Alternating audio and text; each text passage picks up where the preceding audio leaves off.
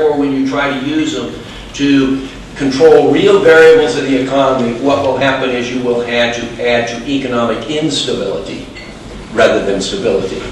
And that's what will be the result of the current Federal Reserve policy, where they're trying to, it's going to be a replay of the 1970s, where they'll stimulate the economy, get it going, we'll have an uptick, but then we'll start to have a problem with rising prices and inflation. They'll try to adjust it to deal with that, and they'll throw the economy into the next recession.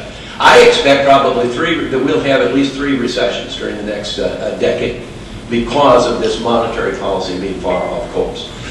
So, pulling it together, this should be an encouragement to all of us, at least an inducement to all of us, to redouble our efforts to educate the American people. It's not rocket science, it's how we got into this. We got into it as a result of bad regulations and bad policies. And in terms of how we get out of it, what we need to do is return to the objectives of monetary and price stability, control over government expenditures, limiting the growth of expansion in government expenditures, and reduce government budget deficits. And if we, in fact, go that course, we will recover from this economy and put our economy on a steadier keel.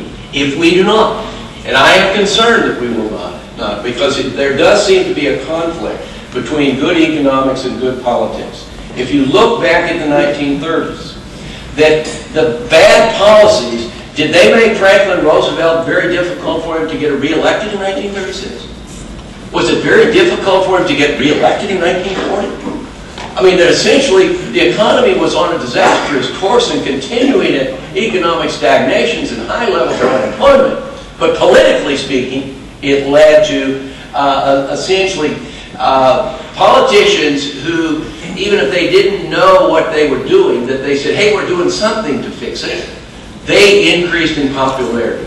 And I fear that we've got this same conflict between good politics and good economics today, and that that's what's likely to happen in our immediate future.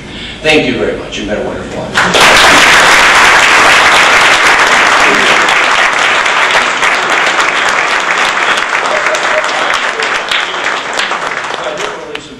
Dr. Gwartney, we have some questions. General Smith. Man, the blind man didn't do so bad on the time. That's right. General. Dr. Larry Snowden here. I've had the pleasure of talking to you sometime lately. What bothers me is that bad legislation like the Community Reinvestment Act started this kind of thing and simply added the impetus to it. Now, that legislation is still in place. Why are we not likely to get back into the same pattern like we were in the 70s? Well, there's no question but what we eroded the standards, as I talked about, and the Community Reinvestment Act